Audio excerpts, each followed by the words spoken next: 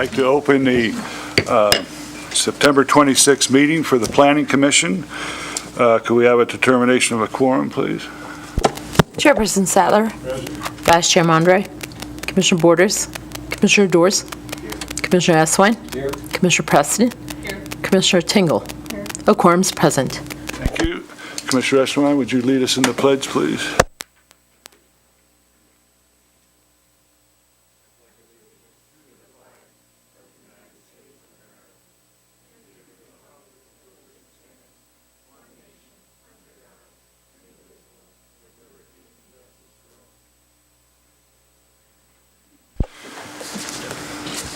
I'd like to take this opportunity to welcome our newest commission member, Commissioner Alice Dors. Welcome, and look forward to working with you. Thank you. Public comment. The public is invited at this time to comment on and discuss any topic that is relevant to or within the authority of the Planning Commission, including any matters that is not specifically included on the agenda as an action item. Is there any public comment at this time? Seeing, you'd have to come forward, sir, if you... Well, it's, I guess this is to do with this piece of paper they sent us here. I'll talk. We will take public comment with each item as well, sir. This is just kind of the beginning. Well, forget about that. Appreciate it. Thank you, sir. For possible action, review and approval of the minutes from our meet last month. Any changes or?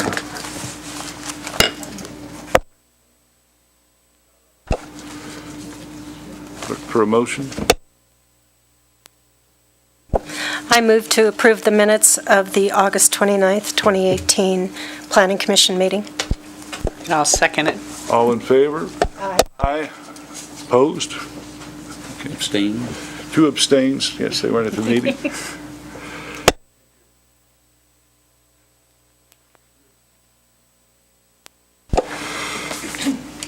Item E1, TSM 18-123, for possible action to make a recommendation to the Board of Supervisors regarding the tentative subdivision map application to create 18 condominium hangar units on a 2.19 acre parcel at the Carson City Airport within the public regional PR zoning district located at 2600 East College Parkway, APN 005-091-19, excuse me. Thank you, Mr. Chair. Our new associate planner, who's with us tonight, Heather Ferris, is going to be presenting this item.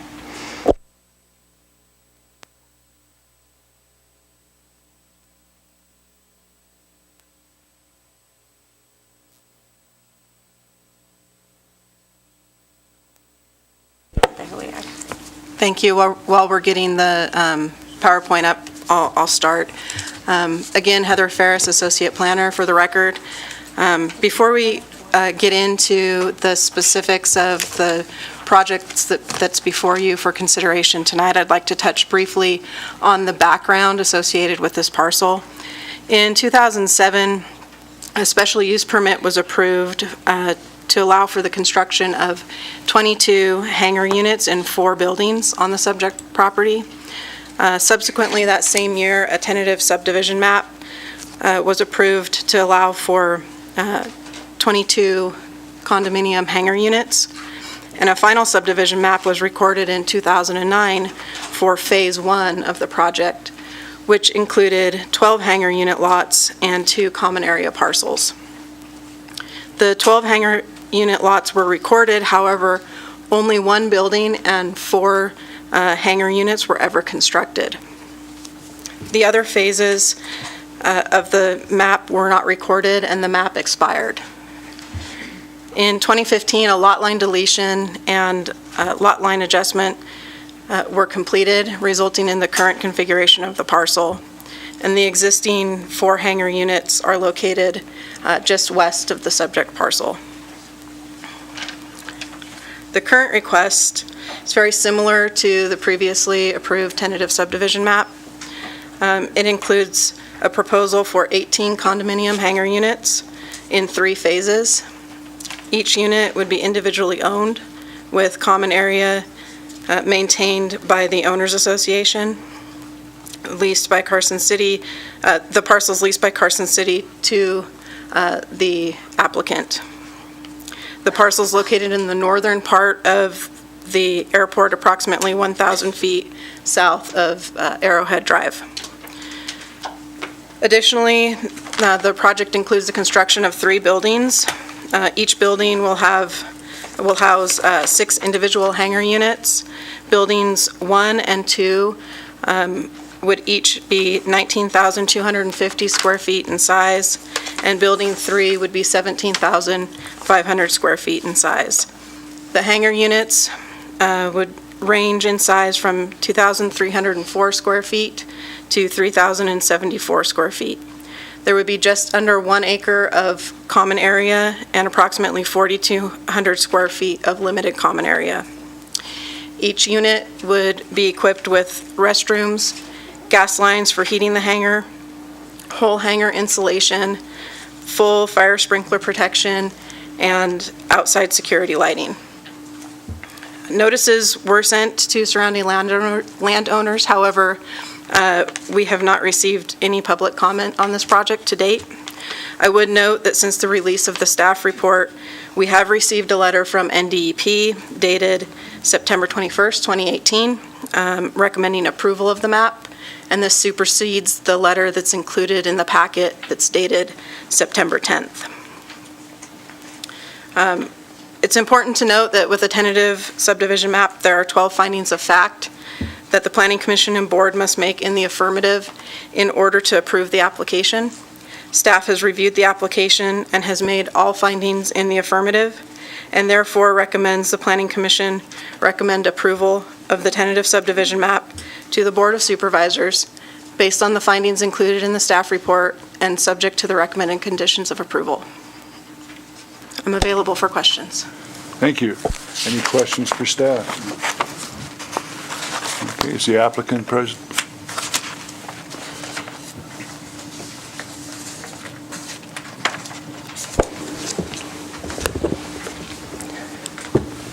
Good evening, Chris Baker with Manhart Consulting here on behalf of the applicant.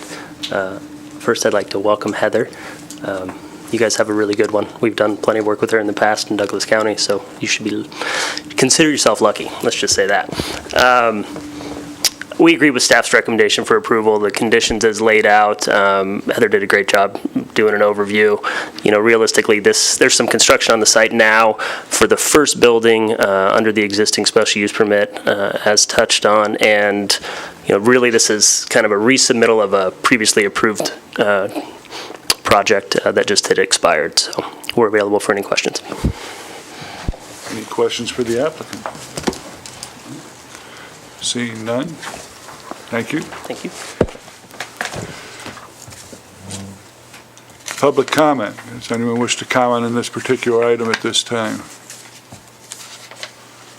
Seeing none, I'll bring it back to the commission.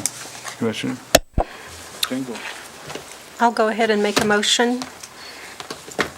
I move to recommend to the Board of Supervisors approval of TSM-18-123, a tentative subdivision map known as the Mountain West Community Association map, consisting of 18 condominium hangar units within 3 separate buildings, with approximately 0.91 acres of common area and 4,191 square feet of limited common area, the airspace around each building and between individual units, located at the Carson City Airport at 2600 East College Parkway, APN 005-091-19, based on the findings and subject to the conditions of approval contained in the staff report. Thank you. We have a motion. We have a second. Second. Second from Commissioner Eswine. All in favor? Aye. Opposed?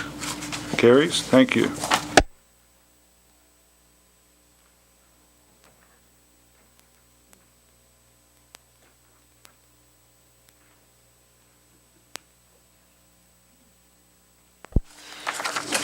Moving on, E2 ZMA-18-124. for possible action to make a recommendation to the Board of Supervisors regarding rezoning two properties that are split zone retail commercial and single-family 1 acre SF1A to retail commercial. The properties are located at 449 West Appian Way and 382 West Patrick Street, APN 009-281-01 and 009-281-07. Hope? Thank you, Mr. Chair. Hope Sullivan, Planning Manager. The subject property is two parcels. They're split zoned. I have a slide up on the board that shows you from our zoning map. The frontage closer to Cochise is zoned for retail commercial, and the rear is zoned single-family 1 acre. The applicant is seeking to cause these two parcels to be entirely zoned retail commercial. The applicant had indicated an intent to potentially construct a hotel. That's in the application. I'm sure you've read that. The hotel is not before the commission. Was before the commission as a zoning map amendment. When you consider a zoning map amendment, you're considering three findings of fact. I'm going to review those three findings of fact. Only the Board of Supervisors may amend the zoning map. The Planning Commission is making a recommendation to the Board of Supervisors based on the three required findings of fact. Our first finding of fact is regarding the substantial compliance with the master plan. I have up on the board right now the master plan for this area. Where you see red, the designation is community regional commercial. So what you'll see is that area west of South Carson Street and north of the interchange. There's a lot of red there, right? And so the master plan is contemplating that area to be an area that will develop in a commercial way. Voltaire Street is sort of the boundary, and the area to the west of Voltaire Street is designated for low-density residential, which is what you'll find in this area. I want to speak more specifically to the community regional commercial designation of the master plan. And I'll read to you. What the master plan says is this area, or this designation, is to provide a mix of retail services in a concentrated setting that serves the local community, but may also include larger retail centers with unique stores and characteristics that provide a regional draw. So with the anticipation of the interchange and improved access to the area, the master plan said this is an area that will have good access. This is an area that should have commercial type or non-residential type development. The current zoning of single-family 1 acre, and that zoning, if we go back, extends, there's my zoning, extends beyond just the subject parcel. You'll see if we compare our zoning to our master plan designation, we have a few blocks in here that are zoned for single-family 1 acre, but the master plan designation is the community regional commercial. The single-family 1 acre zoning is not consistent with the master plan. So our existing zoning doesn't accomplish what the master plan says we're trying to accomplish in this area. The proposed zoning of retail commercial is consistent with the master plan. So in terms of the one of three findings, because I told you we were going to look at three findings, the first finding I think is very clear. There is compliance with the master plan. Our second of three findings is that the amendment will provide for land uses compatible with existing adjacent land uses and not have a detrimental impact on other properties in the vicinity. I suspect the second finding is why we have a room full of people. This is the one I really want to focus on. I posted for you a base map, which you can see the outline of the lots and you can see buildings. This area it's low intensity. It's a mix of low intensity uses and vacant land.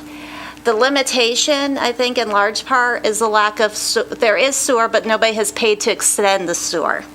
Until this interchange, it wasn't worth it to pay the money to extend the sewer. Now that you have the level of access that you have with the interchange, we're seeing more and more development, intensive development, looking to locate here. So this area, in large part, is an area with low-intensity uses that can be served by septic and leach fields, and it's vacant land. The chair asked me about the houses on the north side of Appian, north of the subject property. and when those were built. So I want to report out to everybody on those. Those 4 houses were built in 1955, in 1961, in 1976, and in 1960. This is an area in transition. I put in the staff report, and I've posted on the board for you now, some things that are happening in this area. If you look to the north, outlined in the purple, you have Carson Hills Apartments, 370 units surrounding the Fandango. The Galaxy Movie Theater. A bit south of that, but a few blocks north of the subject property, you have Clearview Ridge. That's 75 units, 0 lot line development. South of that, we had a major project review in March of 2018 for a 143-unit multifamily project. And if you look to the area across from the subject property to the west of, to the east of Cochise, we have a commercial development that's currently in building permit, and you probably read about it. They'll be putting in a Starbucks and a Chick-fil-A in there, as well as some other commercial spaces. So you can see, just kind of eyeballing this map, we're getting a lot of interest in this area, whereas we hadn't had that interest in the past. And I think to a large part, that's a derivative of the interchange. So again, what's our finding? Our finding is we're looking at compatibility with existing adjacent uses and not having a detrimental impact to other properties in the vicinity. What are our existing uses? They're primarily low-intensity residential, a little bit of commercial. That's kind of hard to sort of decipher exactly what it is, and vacant land, because for the most part, those properties are on Leachfield, septic and Leachfield, sorry. So the staff finds that this finding can be met. We find that this is an area in transition. It's being subject to more intensive uses. And with the interchange and the improved access, it's going to make sense for this to be a non-residential, more commercially focused area, consistent with the master plan. The third of 3 findings is the impact on existing or planned public services or facilities. Our engineering staff, and Stephen Pote is sitting here with me today, but you read his comments in your report. The engineering staff found that the capacities of the city sewer, water, and storm drain and transportation systems will be sufficient to meet the demand that may be potentially imposed by a project allowed by the proposed zoning. So this finding can be made. So given the ability to make the 3 required findings, the staff is recommending that the Planning Commission recommend approval to the Board of Supervisors. I'm happy to answer questions, and the applicant, Chris Baker, is present. Hope, what stage is the 143 multifamily project in that's to the north of it?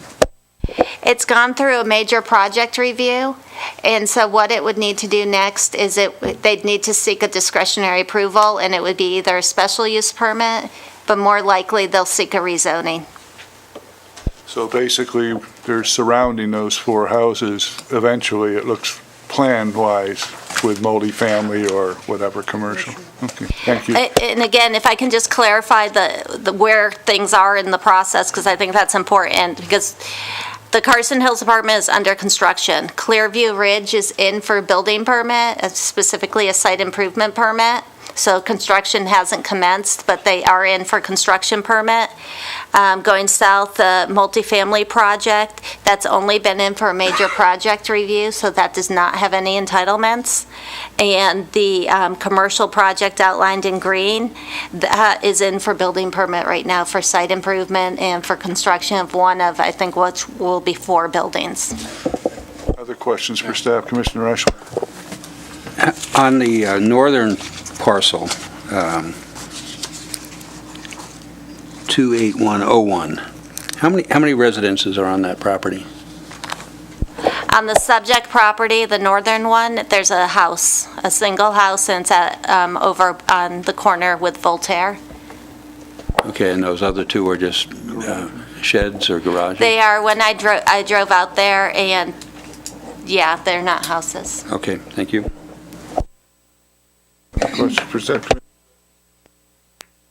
Yeah, I just have a question as to where does the sewer run now And my concern would be is if it comes down and there are going to be all these hookups for these different multifamily, is there going to be a latecomer fee for the 4 in the event that there's septics fail? Stephen Poteo, Development Engineering for the record. So currently, there is sewer in Appian.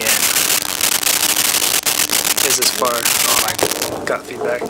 So yeah, Appian is the closest intersection, Appian and Cochise. And typically what'll happen is with a sewer main extension, if a residence or another commercial property wants to connect, they can. The applicant has the choice to enter into an agreement with the city where undeveloped parcels will have to pay their fair share when they do develop, but that doesn't apply to existing facilities and existing single-family homes at this time. Other questions for Stan? We weren't able to identify that other larger building on the property. It looked like it only had probably more commercial than anything. It has garage kind of doors and picture windows, but they're chain link fence and locks on it. But we don't know exactly what that item is. The chair's referring to the subject property, the southern property, and there's a large building on that property that has garage doors and it has large picture windows. The residents probably know if it's occupied or not. I wasn't able to determine if it was occupied, but the assessor is taxing it as a commercial property and not a residential property. Great, thank you. Other staff, Commissioner? No? I don't have a question necessarily, just a comment in that while this might be complying with the master plan, after going to the workforce housing forum a couple of weeks ago and hearing that there isn't any, and they have no solution, they being the city or developers or whoever, have no solution to the workforce housing, affordable workforce housing issue here in town, I would feel much better about this particular piece of property if there was some focus on, rather than commercial, because there's a ton of vacant commercial property right now sitting here in Carson City, that if there were some focus given to workforce housing or available housing, and I don't want to call it low-income housing, but some sort of focus in that direction rather than commercial. So that's my comment. Is the applicant present?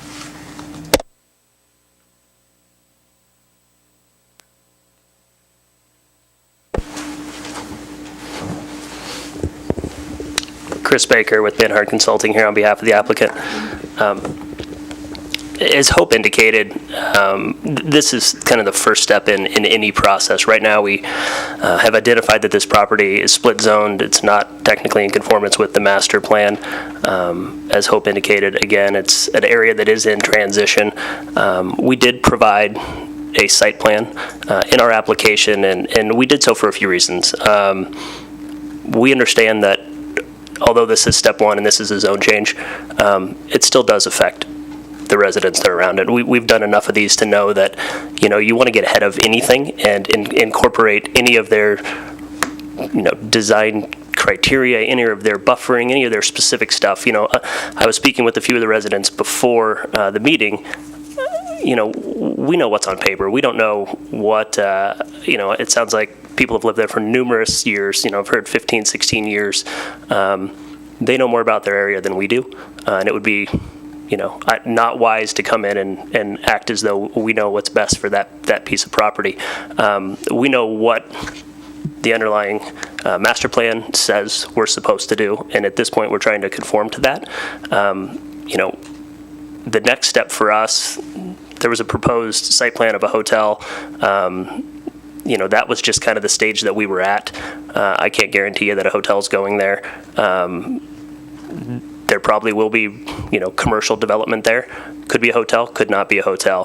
The reason we really provided the site plan was to conform with the checklist requirements, and more importantly, to spur discussion about, the planning process. And, what we've done is identified a lot of stakeholders who are interested in the property, and what development of the property can and may do to, to their lifestyle. So, what we want to do now is, as we move through the process, is identify these folks, meet with them, understand their concerns as we go through this process of designing what may or may not go there. So, I'm willing to state that for the record. We'll go through the process to have, informal neighborhood meetings with the residents, and gather their input and do our best to incorporate any of that input into the design. So, with that, I'm available for any questions. Questions for the applicant? Question for staff? The houses that are in 55, 61, whatever, when was the master plan and all that originally? They were probably they were there long before?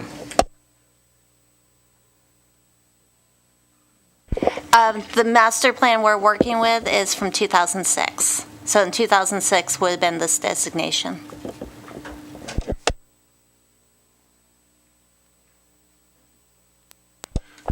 I have a, Chris, Mr. Eschlein, I got a question for you. I was waiting for anybody else. Have you, I understand that it's currently split zoned, and planners generally don't like split zoning, but have you considered retaining a residential designation on the further west section of the northern parcel, which contains the residence? That was our initial plan. The problem with the plan is to maintain the SF1 criteria, we'd have to actually keep that as an acre, which would take up the majority of the parcel. Most of the parcels out there are not actually in conformance with the SF1. Most of them are half acre or less. The initial plan was actually always, and it currently is, to keep that residence, but the only way to actually keep that residence in conformance is to go to the RC zone, do a boundary line adjustment, and then have the line kind of dividing, instead of being Voltaire's, the dividing line actually have one property east. So that's, to date, that's what we're planning to do. But again, the only way to do that is actually go to the RC and then have an existing permitted non-conforming use. Thank you. Sure.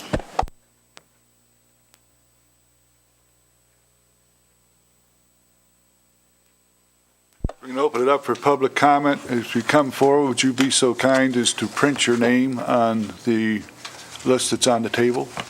And we'll open it up at this time for public comment.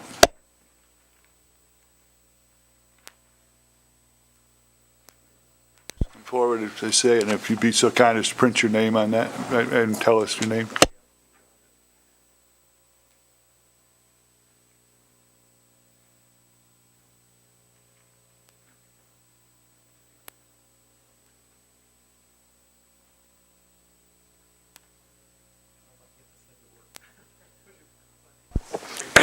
Okay, my name is Mark Butner, and I live at 470 West Patrick Street.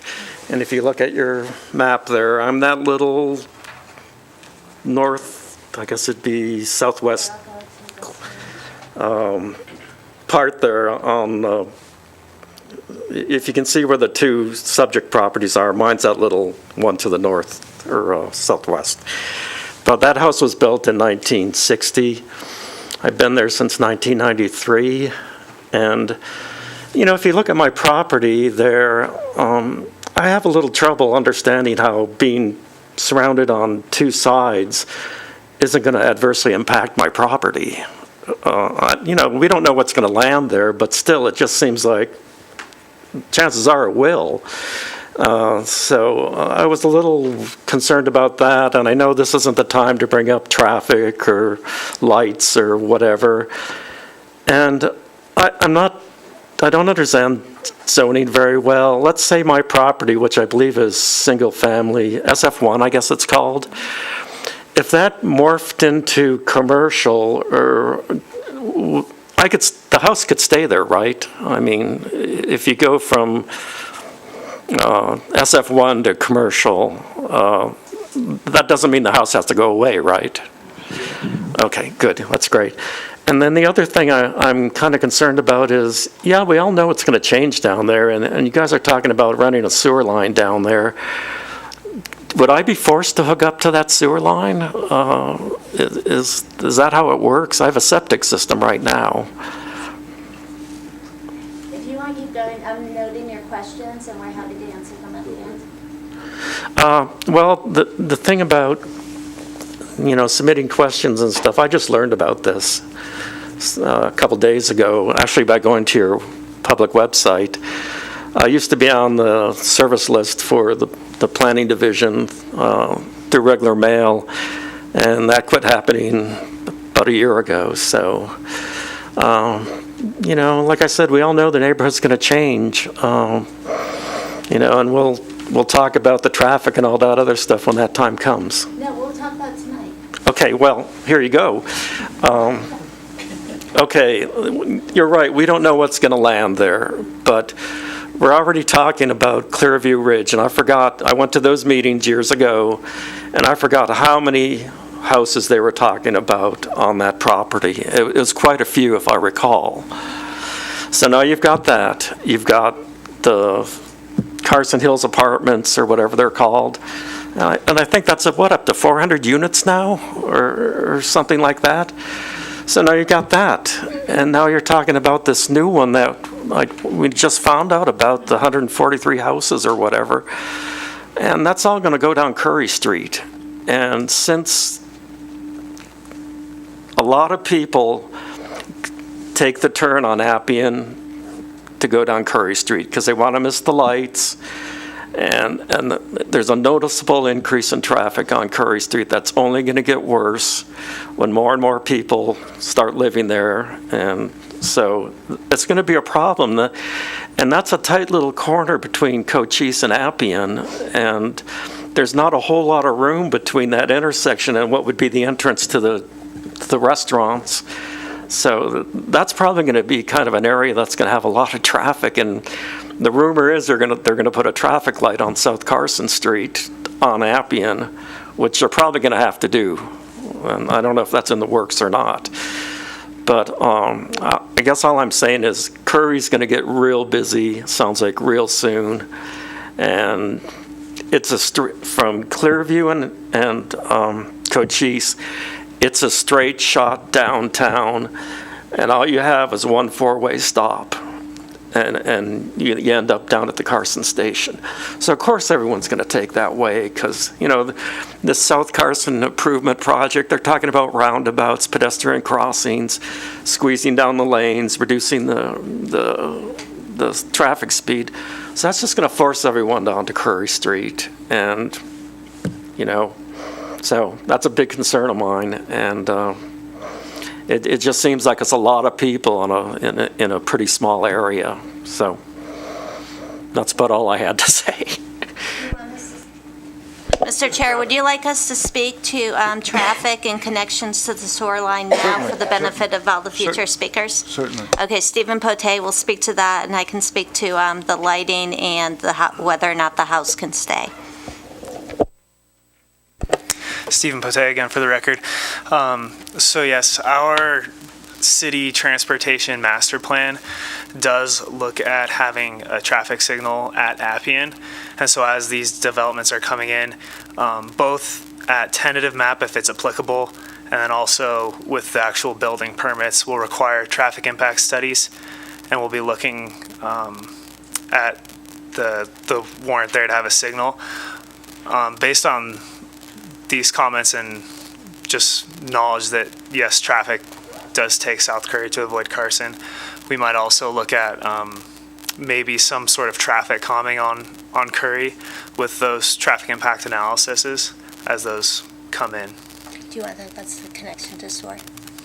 I'll have Connection to sewer. mandatory sewer connection. So the connection, the mandatory connection, you would not be required to connect unless your septic system failed. Right. That's when it would trigger that, but you would not be required to connect until that would happen. Yeah, because we're already on city water, so. Yeah.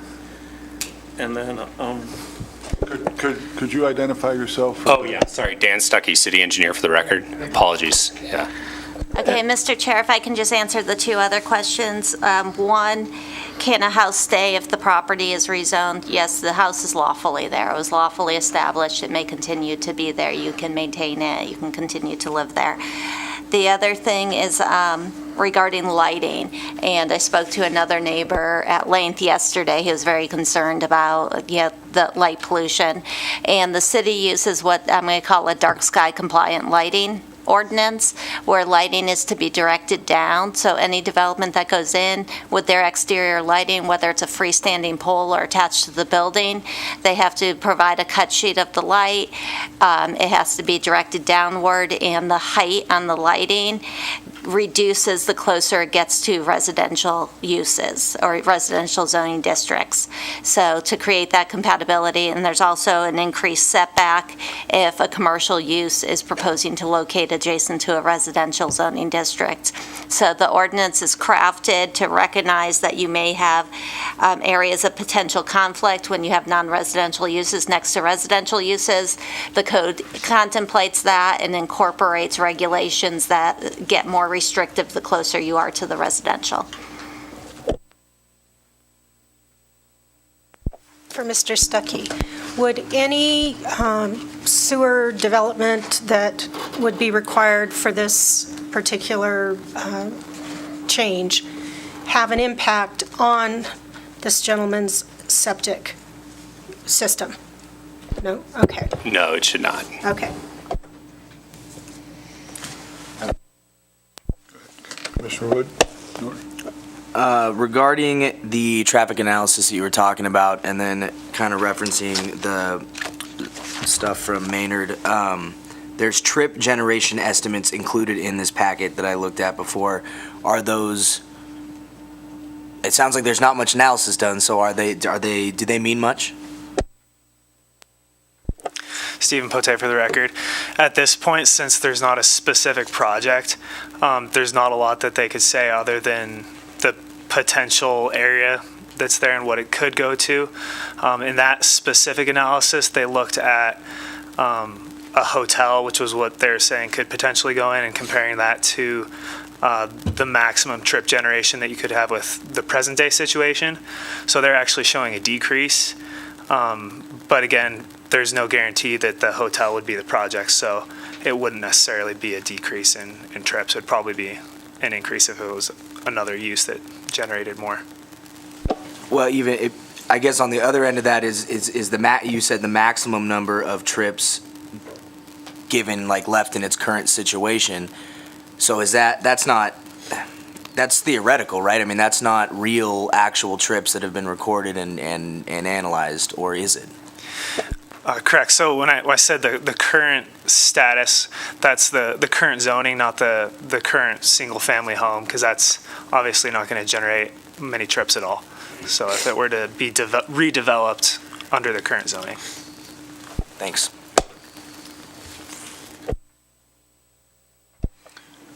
Is that all, sir, or is there some other? Just a few more things. Getting back to the traffic, when you turn off Cochise on Appian to South Carson Street, that isn't a very long segment. And I've already seen traffic backed up waiting to get on to South Carson to go south. And it blocks up the traffic that's trying to get on from Cochise onto Appian.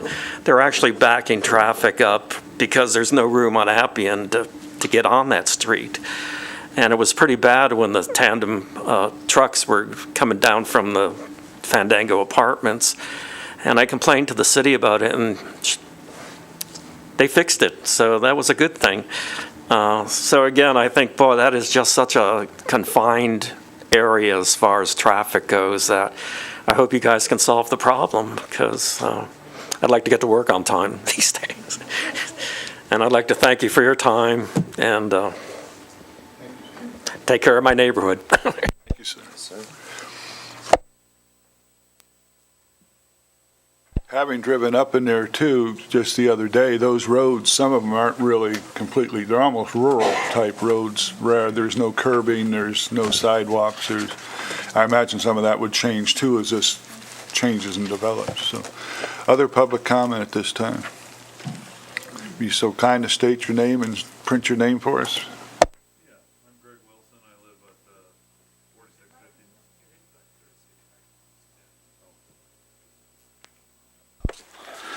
I'm Greg Wilson. I live at 4659 Voltaire, which is the far east house, the top house of those four. It was built in 1955. It was actually moved from downtown, I believe, by the Senate building in 1955. It was actually first built in 1925 and then slid out on that foundation. We raised our family there, 4 kids, and so, just seeing it change is kind of a little bit hurtful, but we just want to make sure we're not on the losing end of things, as far as the value of the house. I can understand, looking at that area, it makes sense, but my neighbor had really good points about the traffic, and that's one of my main points as well, is Appian Street currently is, I believe the easement is 66 feet wide. The map that was sent to my house says 30 and 30 or 60, but actually the map is 66 feet. And that's why that intersection looks so awkward when you're at Chevron looking up. And what that would do to those 4 houses, not only would we be stuck in the middle of all the commercial, which is my understanding sometimes that just happens, but it's what makes it even less appealing is that if you take the other 33 feet, approximate 33 feet on the north side of that street, and make that street the width it's going to have to be if something large was built, like a hotel or housing, high density housing. You're going to have sidewalks all the way up, and trust me, I know living on a hill, every time you make a flat spot, you have a hill that erodes, and so when you bring that over, it just puts that street right into the hillsides and makes driveways virtually unworkable, because it takes a little bit of room to get the twist for the road, especially at the top. Down at the bottom of Appian's not so bad, but I was looking at mine and trying to visualize how the driveways would work, because I have the main driveway at the top, the lower one for the garage, and another lower one that accesses my yard. I'm a contractor, so I need the space to work, to store stuff, so that's my biggest concern, was that. I know the neighbors above me were concerned with the height of the hotel that's supposedly maybe not going in, but the height wasn't on that plan, which, some of those are 5 stories or so. So, and then I forgot his name. He said that they were trying to move the commercial zoning down past the first lot, which of course would then put me just above it. And if they moved it down 1 lot, because the current cave residence, or Woody's old house, we call it, everyone knows Woody, it was 95, but I'm across the street from that, so that would put me as the buffer between residential and commercial. So I would just like to make sure that the buffer is correct for that, to have that right in the face of residential. So that would, I didn't actually know that the map from 10 years ago was changed. Changed that the new map or whatever. What do you call that? Master plan. So that was 10 years old. I was there. I've been there 16 years. So, but the caves always told me something was coming someday. So I just hope that I just don't want to. I want to be careful not to get stuck with the road 20 or 18 feet from my front windows, and it's currently just about a half an acre. So I don't know if any consideration can be given to things like that, but it's definitely, I wanted to bring that up because it wasn't really on there. Address that as well. Stephen Pote for the record. So currently, that section of Appian is designated as a local, and based on how far it goes beyond that in the hillside, it'll probably remain that way.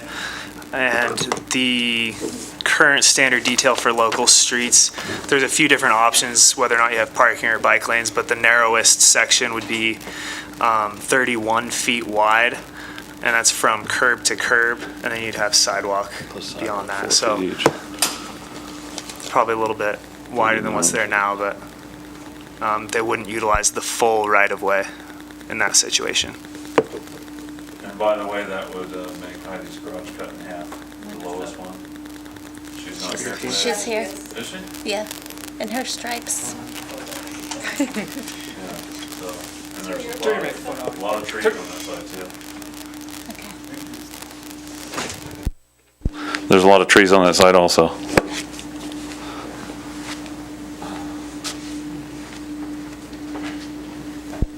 More public comment?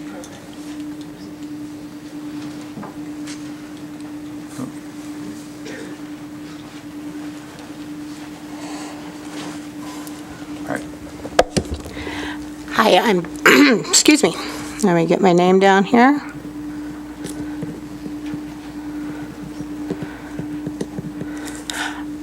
Is that on? Okay. I'm Jean Bondiette.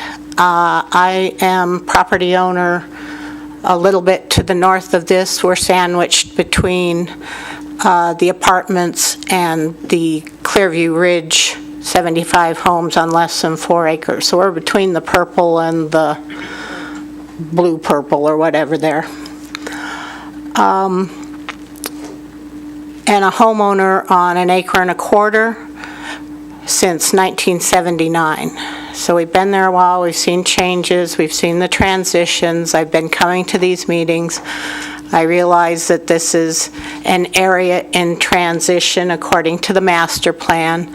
I also know that the master plan talks about buffering and stepping up densities. And it seems like you're cramming high, super high density, and now this is the first I've heard about the apartments in the orange. And it seems like the master plan part about stepping up densities when you're cramming all of this right up against SF1 acres have kind of been forgotten.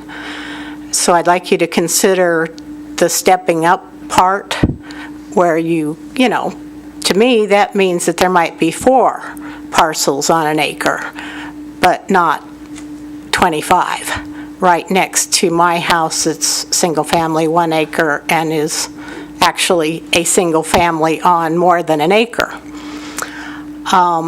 My concerns, too, are being mandated eventually, like they did on the east side of the valley, to hook up to abandon my septic system and hook up to sewer because it's now there, and the cost that will incur. I'm concerned about what it's going to do to our taxes on our house when all of a sudden we're having to pay because we are now a improved area. We've already seen things like storm drainage added on to our water bill, even though we're on a well. The costs are going up to live in a house. We've been there since 1979. Traffic, like Patrick said, Cochise and turning into Curry there at Clearview, it's kind of a split-named street. But there have been times when I cannot get out of my street, Roventini, onto Cochise just because the traffic is just continual anymore. So traffic, lighting, there are no street lights up in that area. And I'm afraid when you start adding security lighting for hotels and for apartment buildings, and I realize it's coming in, and I have complained and I have gotten some compliance like years later for the dark skies lighting. So they're working on it, they're just a little slow sometimes, but it's concerns that are impacting my home, bought with the promise of being in a rural area. And now because of the master plan coming around 30, 40 years later saying, no, we've decided we want to change things and now your house could be changed if you ever sell it. But right now we don't want to sell it, we own it. It's the biggest investment I've ever made. So you're impacting us a lot. We just want you to realize that changing these things, I understand. A big interchange like this, a hotel would be a good idea, but you're impacting a lot of very rural, not a lot, there's about 20 houses up there. So we're kind of the forgotten ones with all this money coming in. They're buying the land cheaply, I think, and then cramming in as much as they can. And I understand the reasoning behind that. The apartments, the apartments is something new. So the traffic there, I understand the concept of urban sprawl too. The farther you get from the city, it seems like you should be looking to infill downtown with these kind of developments. I realize with the interchange and the planned improvements to that and to Carson Street, that's just going to get busier and more attractive to commercial. But you're also impacting my home.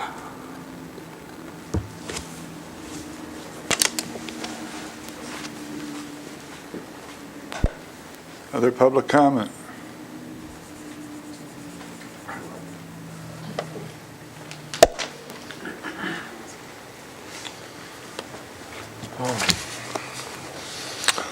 Is it on?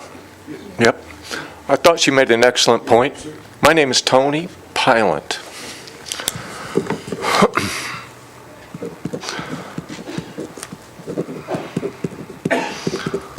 I just have a few things. I thought she made an excellent point with the boundaries.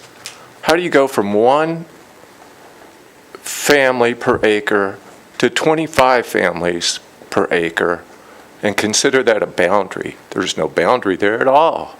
It's a complete shift. It's not a gentle transition. So that's the first thing I'd like to say. The second thing would be, with the 370 units at the Fandango and the 75 at the Clearview and the 143 that we've just heard about, that's over 600. 600 families in probably 5 acres, where that would have been maybe 10 homes. It's a density at least 10 times of what the property has been. And everybody's talking about this master plan. My home was built in 1960. The area's been zoned single family 1 acre since the 50s. The master plan is a document that was written in 2006 by the Planning Commission, if I'm not mistaken. If a Planning Commission created it, a Planning Commission can change it. So all I'm asking is that we know, the neighborhood knows, that the place is changing and it's growing, and we just want it to grow well.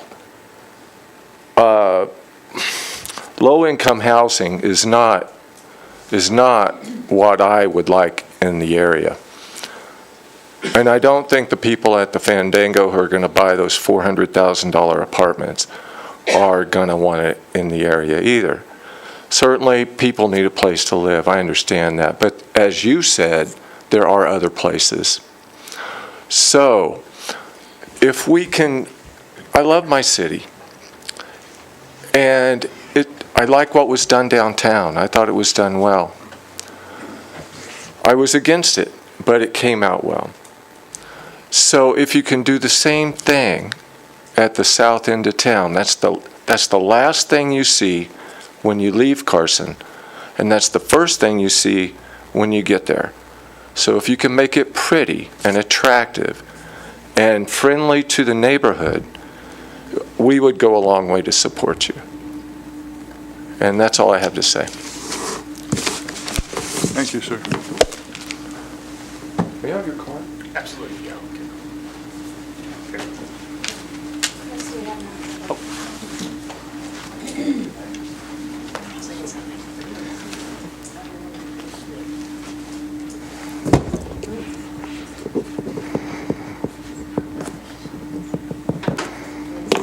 Hello, my name is Jesse Will. I'm at 4740 West Voltaire, right next to Tony. I'm just the property right next to it, which would be right above the area that you have outlined there. I'll just be right to the west of it, the property overseeing it. So there was a lot of good things that have been said up to this point.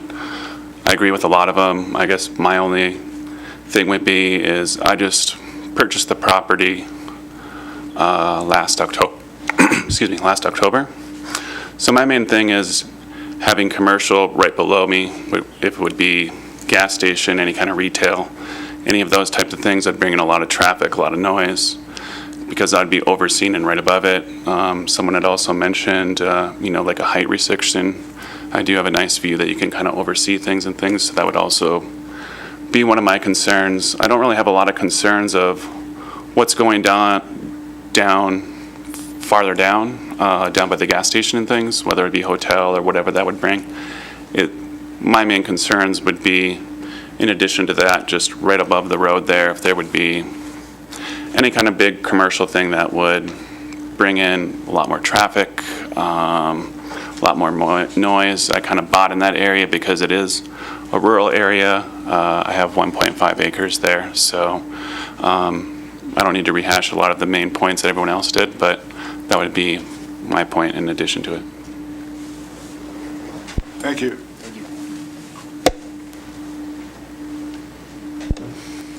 Other public comment?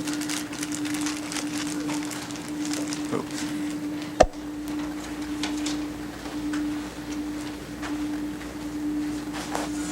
Hi. My name's Tony Moore, and I live just on the west side of Voltaire, on the northwest corner. And really, what everybody else has said here is good stuff. I agree. And I had a concern. What's important to me is the house that's on the corner, that they want to change it to commercial zoning. It would be on the southeast corner.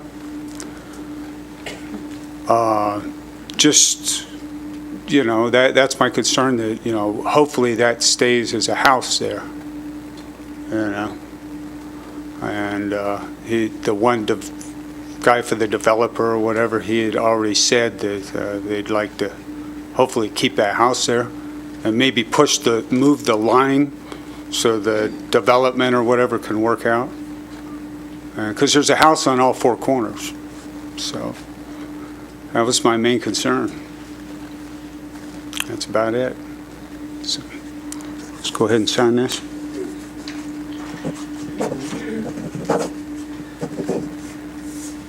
Thank you, sir. You bet.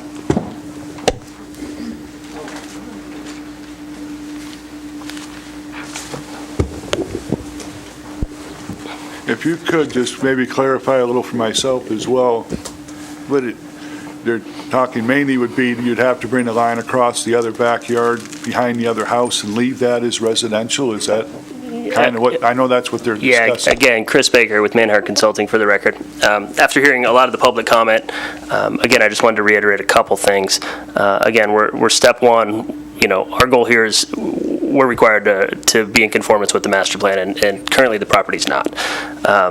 What this has done is really what the planning process is supposed to do. It's supposed to spur discussion, and it's supposed to identify project-specific issues and concerns by surrounding residents. Again, I want to reiterate the fact that we're making the commitment in a public forum to work with these adjacent residents.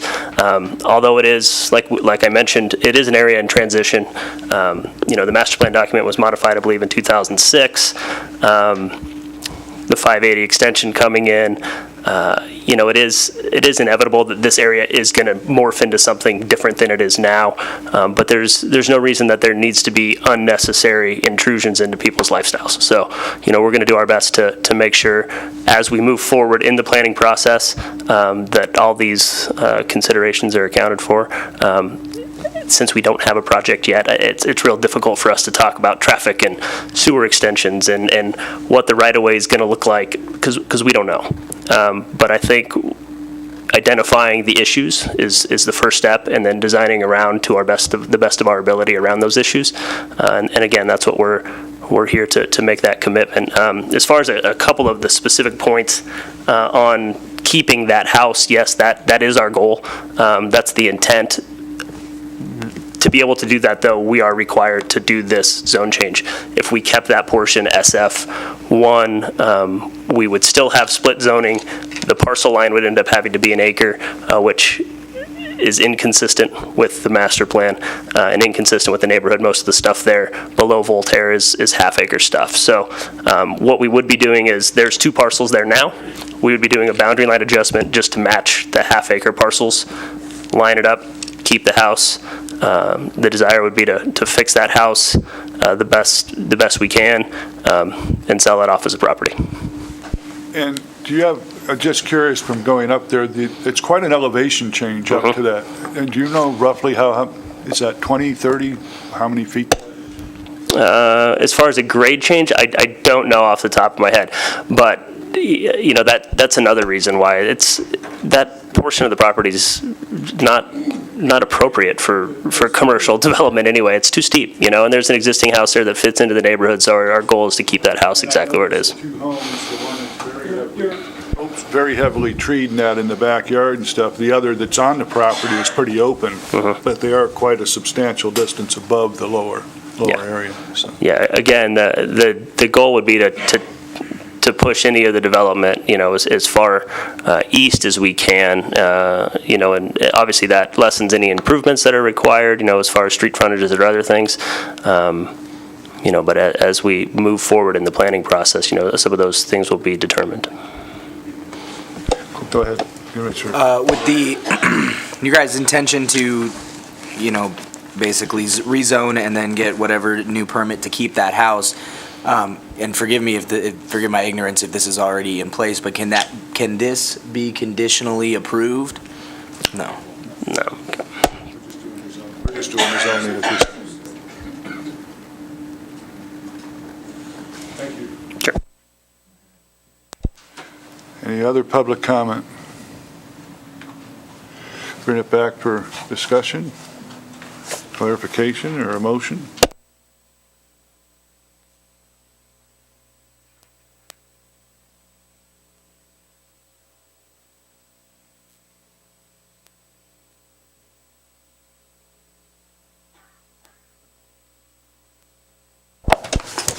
Well, I'll start some discussion, I guess.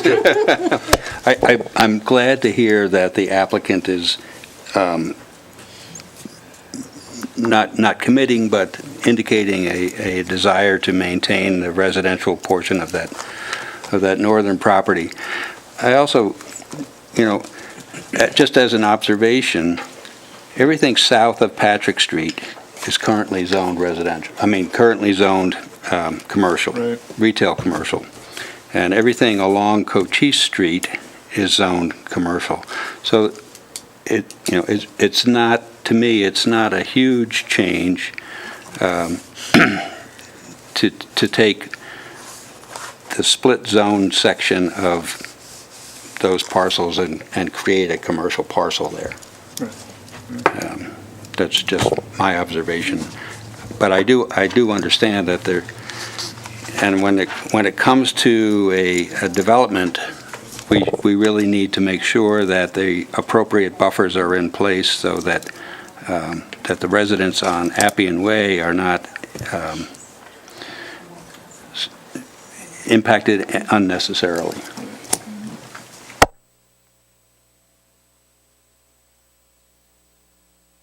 And as I say, it's very difficult because the houses have been there for so long, those 4 homes, and some of the others that, you know, it's very simple that the master plan comes along in '06, but they're all grandfathered in. We have a similar situation, I'm sure, going out the other way, et cetera. So it just makes it difficult.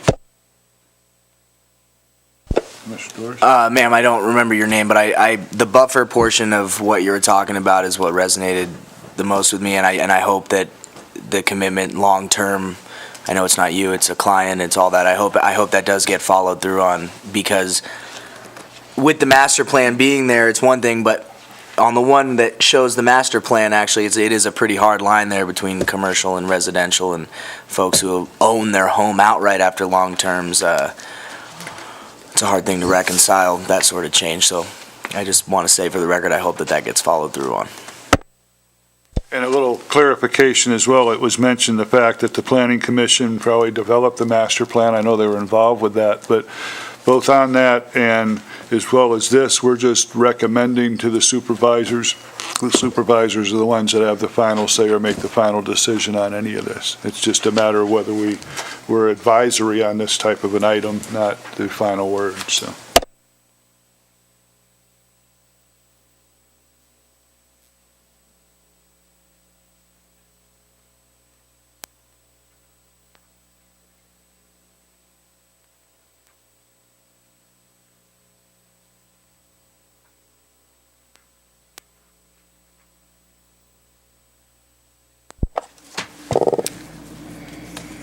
Well, I think it's unfortunate that we can't condition zone changes, but I will move to recommend to the Board of Supervisors approval of ZMA-18-124, a zoning map amendment to change the zoning from single-family 1 acre and retail commercial to retail commercial on property located at 449 West Appian Way and 382 West Patrick Street, APN 009-281-01 and 009-281-07, based on the findings contained in the staff report.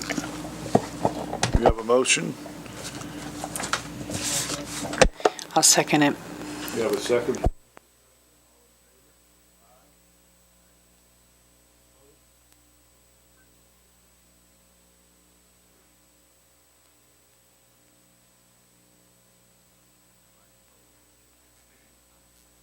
I vote nay. So we have, aye, there were 3 ayes, 2 nays.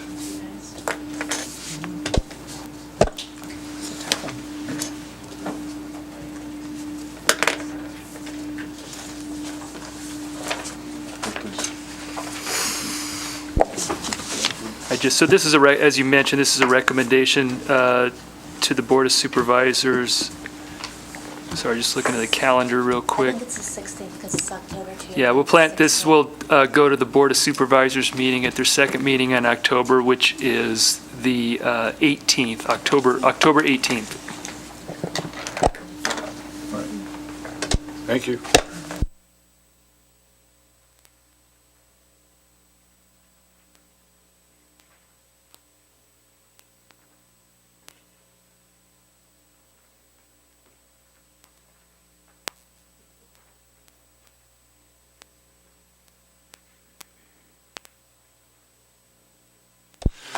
Moving on.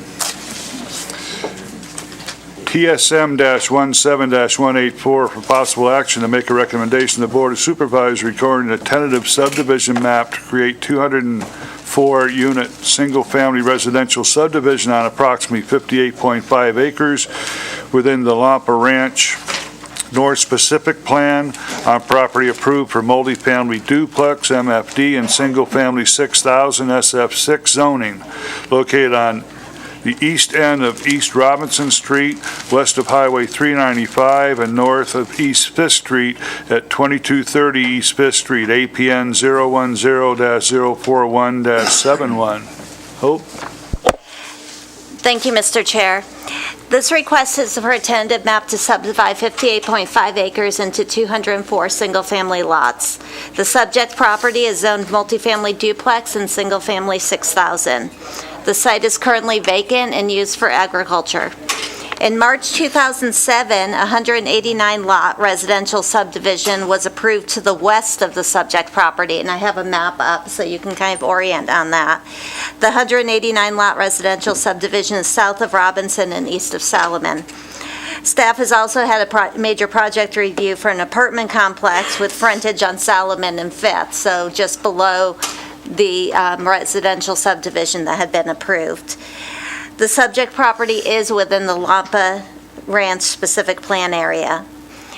The Lampa Ranch specific plan area north is subject to a development agreement. I did not include the development agreement in your packet, but in the background materials, you read about the specific plan indicating a 10-acre reservation for either a fire station or a school.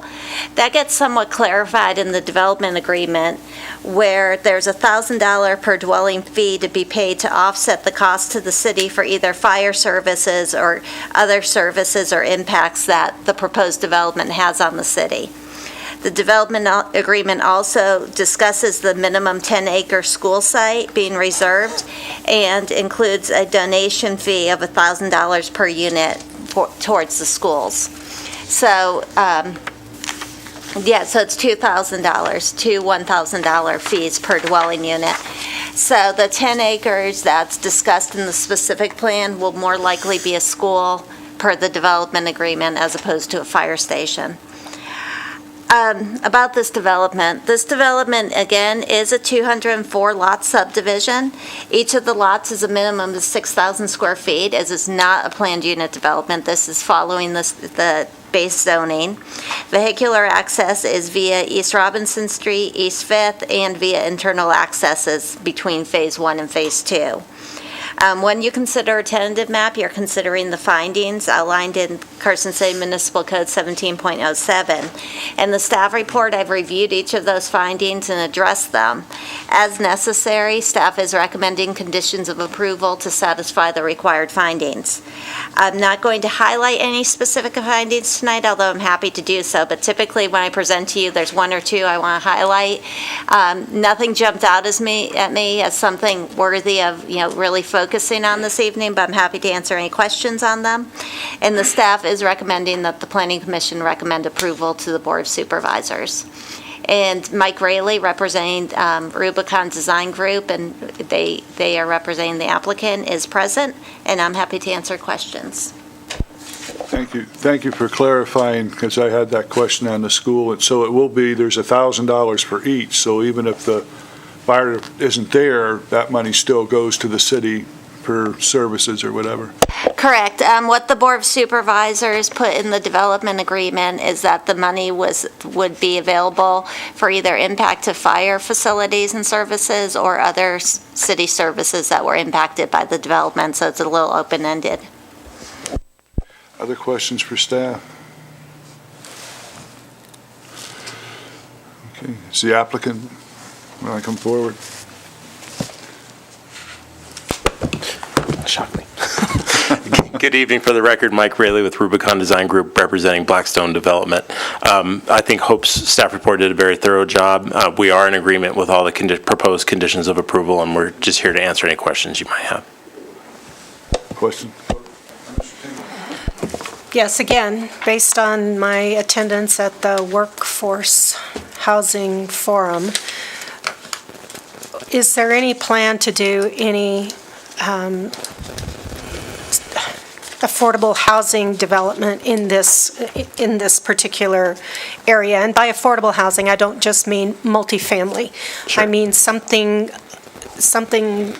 single-family, affordable, and I know I gave something to Hope earlier about some grants that have been provided or offered from various and assorted groups, and I would like to think that Carson City would start thinking a little bit outside the box about how we can approach this workforce housing shortage issue that we have. And so every time one of these developments comes forward for approval, that's going to be a subject that I harp on over and over again until you get sick and tired of hearing it, and that's okay.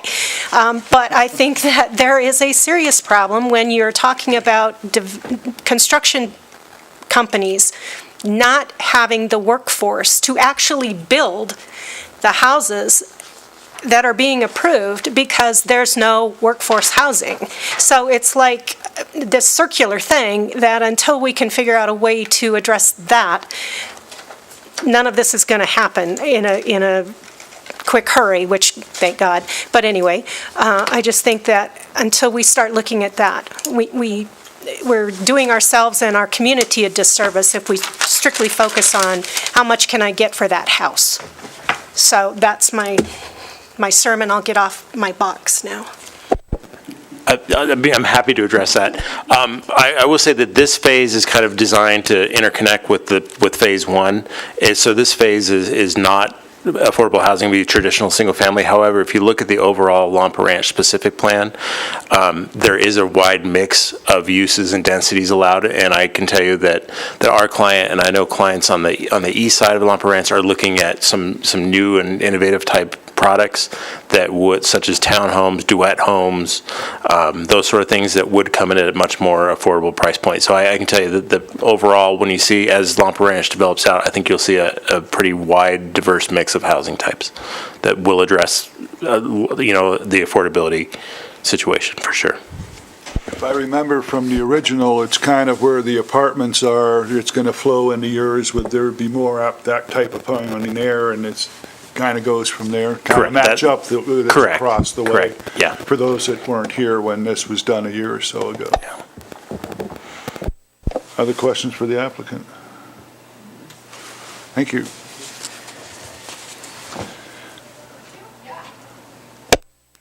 Public comment? Seeing none? Bring it back for discussion or a motion?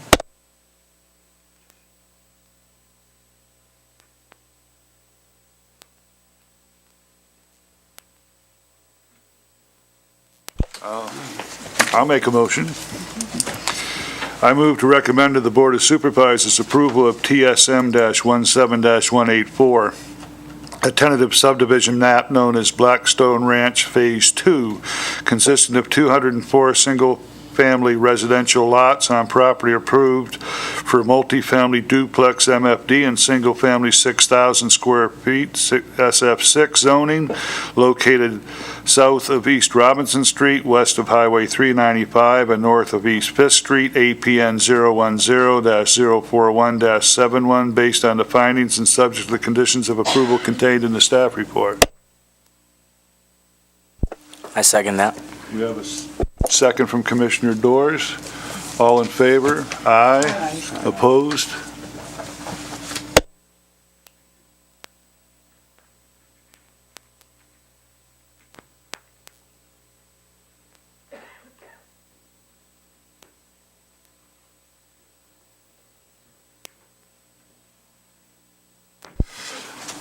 Moving on. Staff report. Thank you, and good evening. Lee Plemmel, Community Development Director for the record. Just to go over some items that went to the board that previously been before the Planning Commission and gone to the Board of Supervisors in September. The temporary signs and banner ordinance has been adopted now and seconded, there was some tweaking of it and some of the verbiage for clarification for banners in time, but essentially adopted as recommended by the Planning Commission. Also, and at the September, at the board was the Blackstone master plan and specific plan for the Railroad Drive area that was approved with the second access and that verbiage as modified, and the old Hot Springs Road next to the Hot Springs, the rezoning to commercial was approved as well. We have October's going to be another bigger meeting. We got a number of items on the agenda. Remember that it is not, this next meeting's not the last Wednesday in October, because the last Wednesday is Halloween, so we moved it to the week before that. So it's going to be October 24th. So it's the Wednesday before Halloween. We have a number of special use permits for residents in retail zoning, a marijuana cultivation and production facility, a detached garage exceeding 75%, a tattoo parlor and retail commercial, a child care facility, and probably an item we expect to have some folks out regarding from the surrounding neighborhood is a modification of the special use permit for Tahoe Western Asphalt Plant to modify and expand their hours of operation out on Highway 50 East. So we have all those items. And are we still going to consider an earlier time for we're gonna that? be Or okay. we're going to be, okay. We'll plan on starting at the regular time, 5 PM. And I wanted to also note, we've talked about the accessory dwelling ordinance, and that's been sent back with really been expanded to really clarify more in a little deeper into the Title 18, the zoning code. So we're working on that. We've had some changes at the DA's office, and we have been now. We'll bring him up to speed on that. I've also kind of been pushing that back a little bit because the American Planning Association, in a publication a couple of months ago, said by later this year they were going to have a sample ordinance for accessory dwelling units with some discussion. So I didn't want to get too far down the road and then have that come out after we've made some recommendations. So I'd like to, they said by the end of this year, so hopefully something comes out by the end of this year and we'll have something to present to you as well, some additional information. Wasn't Washoe County, when we went to the meeting up at the lake, weren't they looking at that as well and redoing theirs? It's Washoe or Reno, yeah.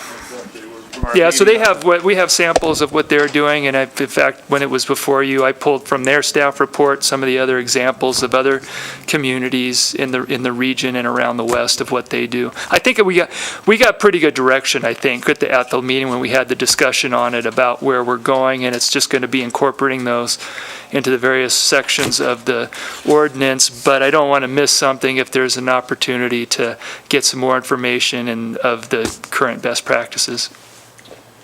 That's all I have.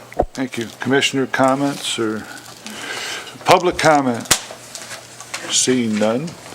Make a motion for adjournment. So moved. Seconded? Approved.